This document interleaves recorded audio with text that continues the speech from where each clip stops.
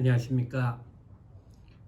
공익법인 아시아문화연구원 원장 김용국입니다. 오늘 이 시간에는 다른 나라의 동화들은 우리나라의 동화와 어떤 차이점이 있고 공통점이 있는지 이런 이야기를 좀 해볼까 합니다. 여러분들 그 동화책 많이 읽으셨을 것이고, 또 이게 동화책이라는 것이 책자로 나오는 것이겠지만은 우리가 흔히 얘기하는 걸로 옛날 이야기 이렇게 얘기를 할 수가 있을 것 같아요. 그런데 보통 우리가 그 옛날 이야기라고 얘기를 할 때 이것을 이제 한자로 얘기한다면 설화 이렇게 얘기를 할 겁니다. 근데 그 설화에는 몇 가지의 종류를 갖고 있는데, 신들의 이야기를 다루고 있는 신화. 그래서 신화에서는 주로 태양의 신, 물의 신, 이러한 것들을 다루게 되겠죠. 그리고 이제 또 우리나라 같은 경우에는 건국 신화. 그래서 우리가 잘 아는 것처럼 단군 신화, 주몽 신화, 김알지, 김수로 이런 그 왕들에 대한 이야기를 우리는 신화라고 합니다. 그리고 이제 전설로 분류가 되는 것들이 있는데, 이 전설이라는 것은 대부분 그 인물과 관련된 전설들이 있죠. 그래서 강감천 장군이 어떻게 태어났다고 하더라, 이런 이야기들. 그래서 인물에 대한 전설과, 또는 전국 어디를 가나 큰 바위도 있고 산도 있겠죠. 그러니까 이런 바위에 얽힌 이야기들, 바위 속에서 아기 동자가 나왔다더라, 이런 것들은 다 전설에 해당될 겁니다. 그리고 이제 우리가 그냥 옛날 이야기, 옛날 옛적에 이렇게 얘기가 될 수 있는 것들은 민담, 이렇게 구분하고 있습니다. 그런데 이제 이 이야기들을 자세히 살펴보면은 우리가 민담으로 분류하는 것이 신화적 요소가 강한 것들도 있고요. 또 신화와 전설 사이에서도 그 간극을 이렇게 무자르듯이 딱 잘라서 얘기할 수 없는, 그러니까 구분짓기 어려운 점들이 있습니다. 그러니까 우리는 그냥 통상적으로 옛날 이야기 이런 정도로 얘기를 해도 좋을 것 같습니다. 그런데 우리가 이제 그 어려서부터 가장 많이 들어왔던 이야기는, 이건 동화책으로도 나와 있습니다만은 콩쥐팥쥐 이야기가 아마 가장 또 보편적인 옛날 이야기가 아닐까 싶습니다. 이런 이야기들을 들으면서 자랐다가 특히 이제 그 여학생들은 고무줄 놀이를 하죠. 이렇게 양쪽에서 고무줄 잡고 있으면서 고무줄 놀이를 하는데, 그때 고무줄 놀이를 하면서 제일 많이 부르는 노래가 신데렐라일 겁니다. 그래서 우리는 신데렐라는 어려서 부모님을 잃고요, 계모와 언니들에게 구박을 받았더래요. 이런 이야기입니다. 신데렐라의 이야기는 서양의 이야기입니다만 어떻습니까? 부모를 잃고 계모와 언니들에게 구박을 받았다 라는 이야기를 통해서 우리가 짐작을 하겠지만은 우리나라의 콩쥐팥쥐 이야기와 매우 유사하죠. 그렇습니다. 그러면 콩쥐팥쥐와 신데렐라가 이렇게 유사한데 다른 나라의 이야기들은 어떨까요? 혹시 콩쥐팥쥐와 유사한 이야기들을 알고 계신 게 있을까요? 그렇습니다. 콩쥐팥쥐와 관련된 이야기가 그 여러 나라에 전하고 있어요. 조금 먼 곳으로부터 시작을 한다면 그 인도네시아에는 붉은 양파와 마늘이라는 이야기가 있는데, 이 이야기가 인도네시아의 이야기 중에 하나라고 합니다. 거의 첫 번째 꼽히는 것 같아요. 그리고 이제 조금 더 우리나라 쪽으로 가까이 오면 태국에도 이와 비슷한 이야기가 전합니다. 그거는 주인공의 이름은 의어이라고 하고 황금 망둥어와 관련된 이야기입니다. 그리고 이제 그 좀 더 가까이 오면 베트남에는 덤과 깜이라는 이야기가 있습니다. 그리고 중국에 우리와 가장 가깝게 붙어 있는 중국으로 오면은 묘족의 오로와 오도라는 이야기가 있는데 이 이야기들이 다 콩쥐파치와 매우 유사합니다. 한편으로는 우리는 그 장화홍련전 이 이야기하고도 조금 유사한 점이 있고요.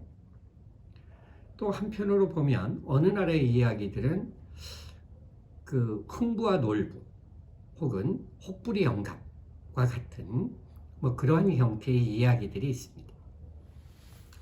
첫 번째로는 이야기를 소개를 드리자고 하면 인도네시아의 그 붉은 양파와 마늘의 이야기입니다.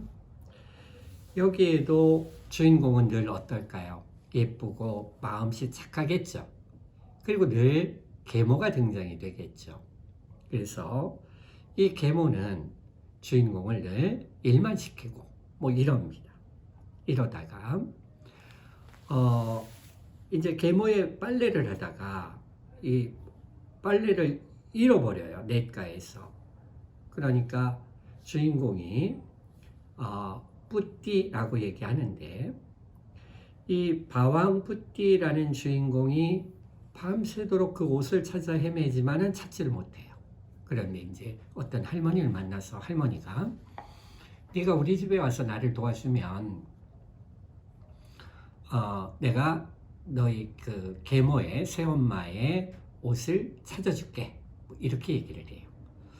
그래서 이제 바왕뿌띠가 워낙 열심히 일을 하고 하니까 할머니가 이제 일을 마치고 갈 때에 작은 호박을 하나 준답니다.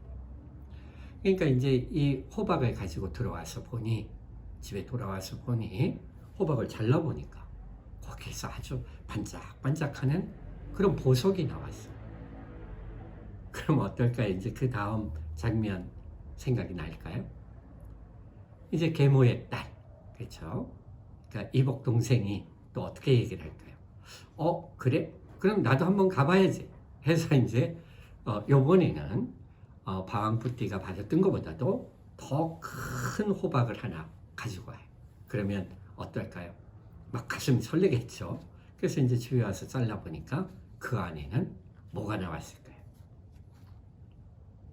우리 흥부와 놀부가 생각나는 흥부와 놀부가 뭐가 나왔냐면은 뱀이 우글우글 하고 전갈이 우글우글 했어요. 그러니까 이렇게 마음씨 착한 그 뿌띠를 괴롭혔던 계모와 그 이복동생 메리를 이렇게 해서 증치를 해주는 거죠. 혼을 내주는 거죠. 이런 이야기가 인도네시아에 전합니다. 어떻습니까?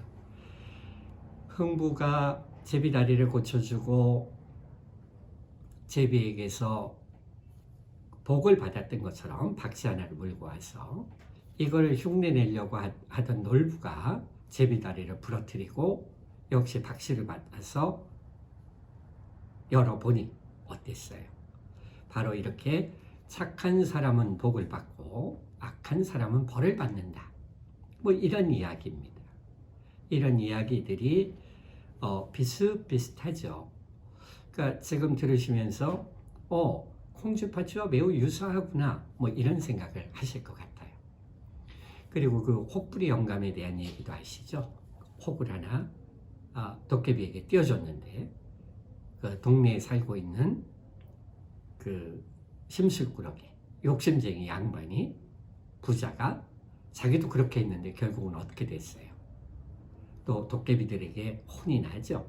이렇게 권선징악, 착한 사람은 복을 받고 악한 사람은 벌을 받는다. 이런 이야기들이 보편적인 것 같습니다. 그리고 다음으로는 태국에서 이야기되고 있는 황금 망둥어와 관련된 이야기예요. 여기에 주인공은 의어이라는 주인공입니다. 그런데 이 이야기는 조금 달라요. 어떻게 다르냐 하면은 의어이가 아버지가 매우 부자였대요. 그러니까 그 어부인데 부유한 집안이었대요. 그런데 어느 날 엄마랑 싸워요. 왜 싸우느냐 하면은 망둥어를 잡았는데 아버지가 잡았는데 엄마가 이렇게 보니까 망둥어가 눈물을 흘리고 있대. 우리 이런 장면들 어디서 많이 봤죠? 한겨울에 잉어를 잡았는데 잉어가 울고 있더라. 그래서 그 잉어를 돌려보냈더니 나중에 용왕의 아들이어서 복을 줬다. 뭐 이런 유형의 이야기겠죠. 그런 것처럼. 그런데 엄마가 그렇게 놓아주려는 걸 아버지가 막 반대를 해요. 어디서 남편이 잡은 건데 이걸 놔주려고 하느냐. 뭐 이렇게 얘기를 한 거예요.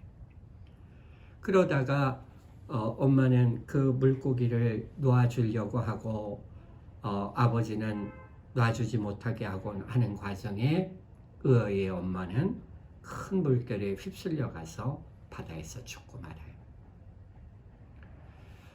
그런데 이제 이웃에 살고 있는 여자가 집에 와서 잘해주는 거예요. 그러니까 의어이한테도 잘해주고 이러니까 이제 아빠가 재혼을 했어요. 그 여자와. 그런데 어때요? 아버지가 볼 때는 잘해주는 척하고 일도 시키지 않는 것처럼 하지만 아버지만 없어지면 일도 시키고 구박도 하고 이러는 거예요. 그래 이러한 슬픔을 안고 있으니까 의어이는 늘 바닷가에 가서 이렇게 멍하니 바라보기도 하고 물고기를 잡아오려면 물고기를 잡으러 가는데 또 의어이가 잡는 물고기는 막 눈물을 흘리고 있어요. 그러니까 또 이걸 가져오지 못해요.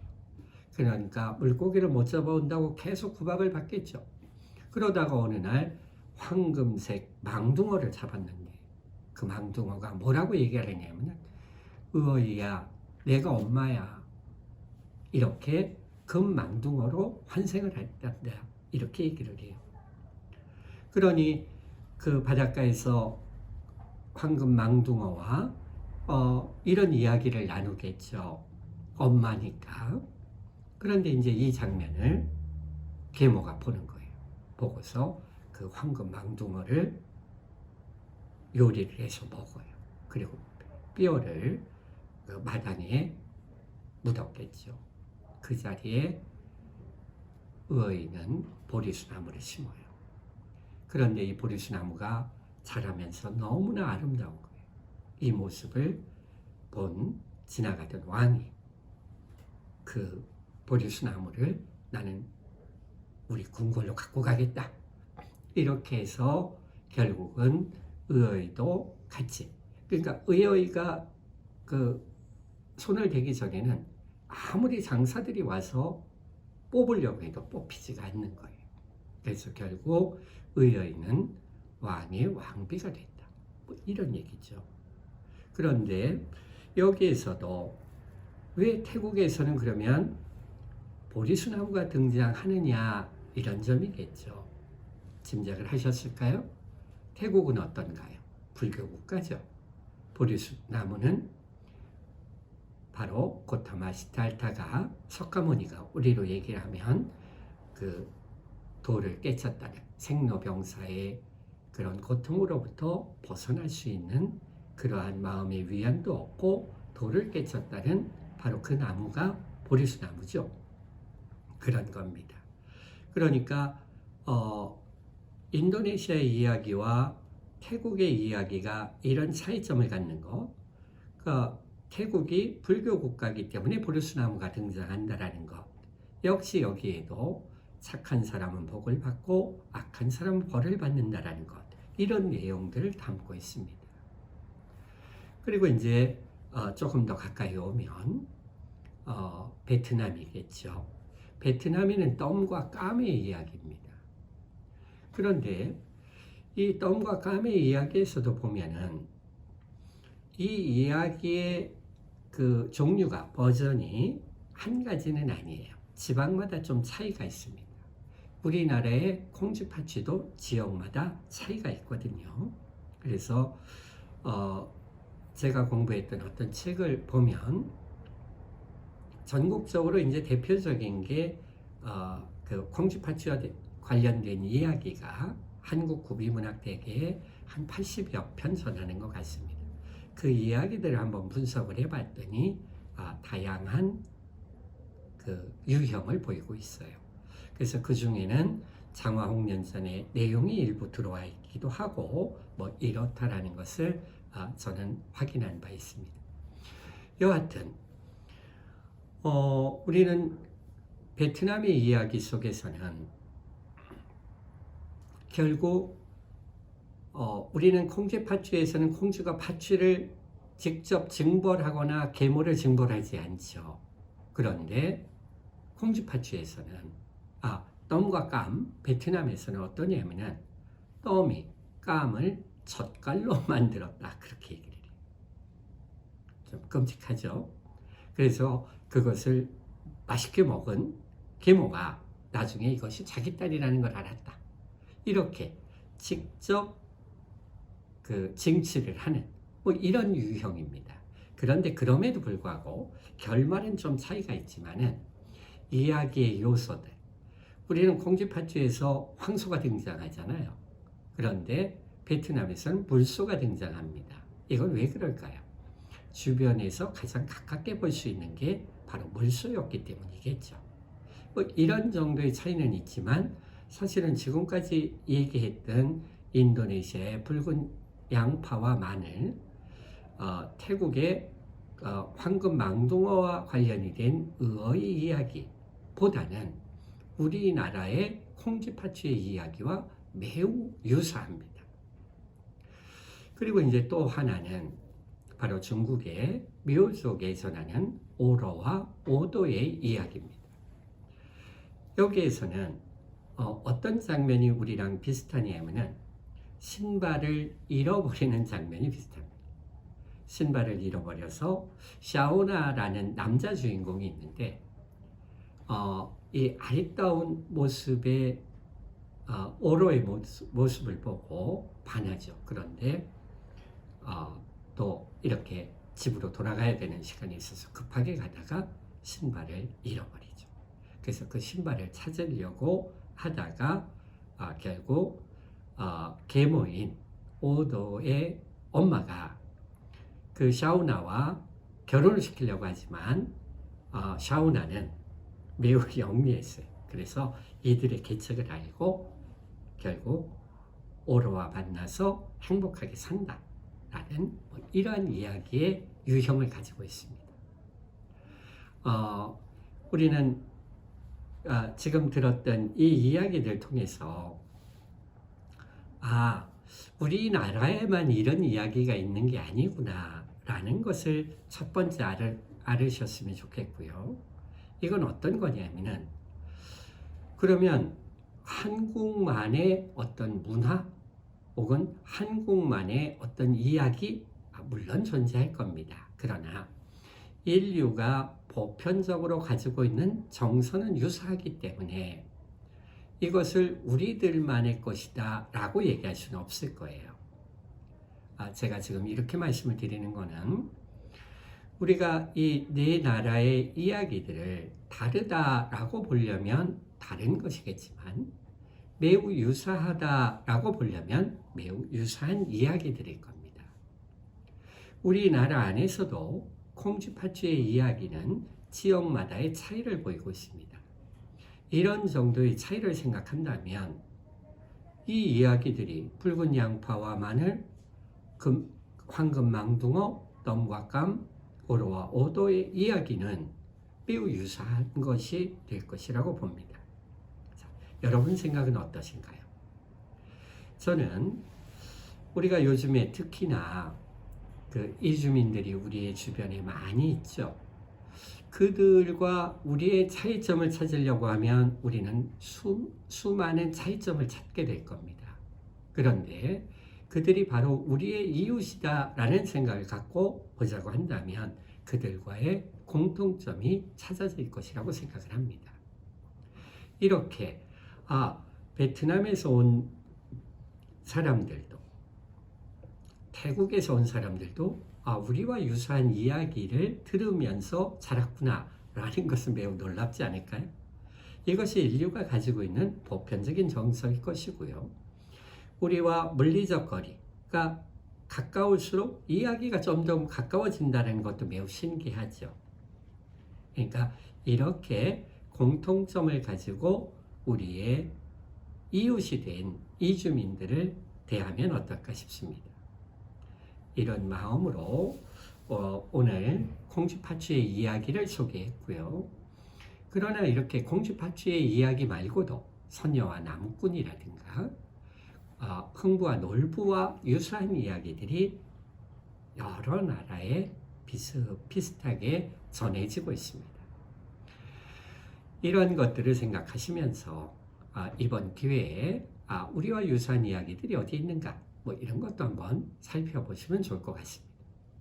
제가 오늘 이 말씀을 드리려고 생각을 하다 보니까 그럼 도대체 동화라는 것은 옛날 이야기라는 것은 누구를 위한 것이냐라는 것이죠. 어린이를 위한 것일까요? 어린이들의 동심을